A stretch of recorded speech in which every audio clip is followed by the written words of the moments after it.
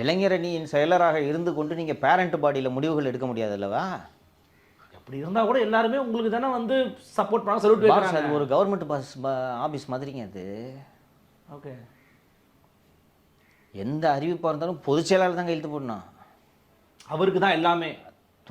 தலைமை நிலை செயலாளரோட ஒப்புதல் வேணும். எதுக்கு ஏட்டையா இன்னும் வச்சுக்கிட்டு இருக்காங்க தலைமை நிலை செயலாளர்னு? ஆர்எஸ் பாரதி எல்லாத்துக்குமே அறிக்கை கொடுக்குறாரு. அது ஹையரார்கி.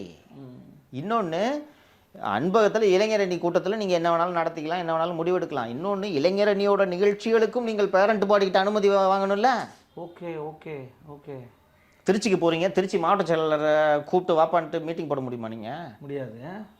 இளைஞரணி மாவட்ட செயலாளரை கூப்பிடுங்க. எல்லா கட்சிகளும் இப்படி தான். இதில் அதிமுகலாம் இதுதான் சிஸ்டம்.